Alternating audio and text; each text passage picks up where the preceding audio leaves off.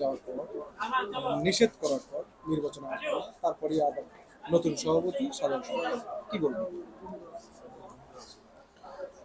উম, প্রথম কথা হচ্ছে যে এটা নিয়ে আমি কমেন্টস করতে চাই না, বিকজ একটা কমিটি যেহেতু আছে পৃথিবীর ইতিহাসে, এটা মনে হয় একটা বিরল ঘটনা যে একটা ক্যাবিনেট বা একটা পরিষদ চলছে রানিং, সেখানে নির্বাচনের তফসিল ঘোষণা হয়নি। ইভেন এই আমাদের যে রানিং কমিটি আছে তাদের এজিএমও এখনো হয়নি। সেক্ষেত্রে নির্বাচনী পরিকল্পনা করা বা নির্বাচনী প্যানেল দেয়া এটা নিতান্তই ব্যক্তিগত ব্যাপার, এবং সেটা আসলে অফিসিয়াল কোনো কিছুই না। আমার কষ্ট একটাই যে একটা প্যানেল হবে, নির্বাচন হবে, 2টা প্যানেল হবে, 4টা প্যানেল হবে, ওয়ান কাইন্ডস অফ তো আজকে প্যানেল পরিচিতি, এটা তাই না?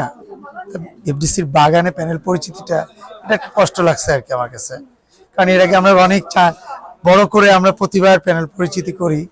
প্রেসিডেন্ট সেক্রেটারির নাম প্রকাশ করা মানে প্যানেল পরিচিতি অ্যাকচুয়ালি।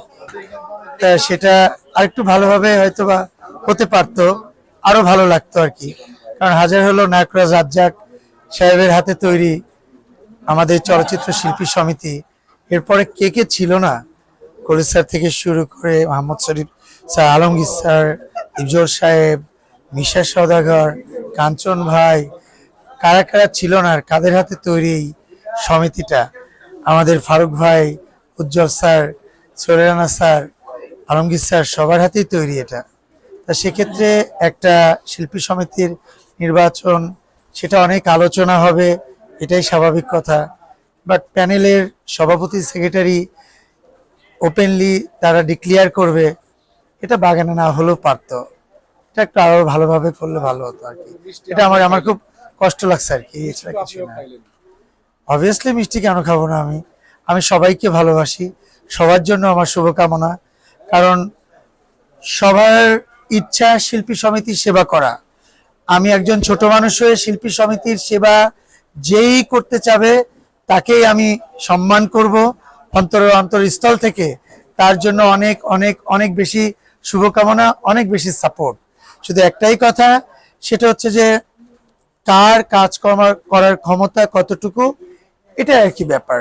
সেটা বিচার বিশ্লেষণ করে তার নির্বাচন করা উচিত।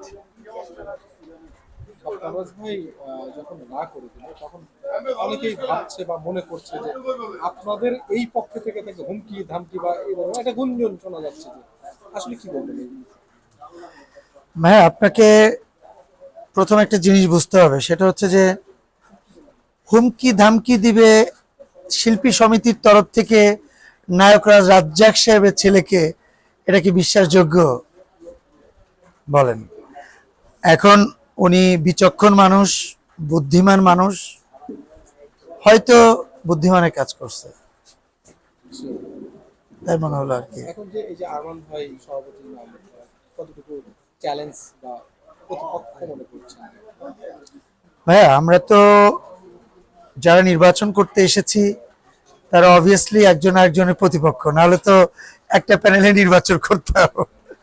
সো এখন প্রতিপক্ষ যেমনই হোক না কেন, আমরা চেয়েছি বাংলাদেশ চলচ্চিত্র শিল্পী সমিতির নির্বাচনটা অনেক বেশি আলোচনায় আসুক, অনেক বেশি সমালোচনা না হোক, প্রতিবার যেটা হয়।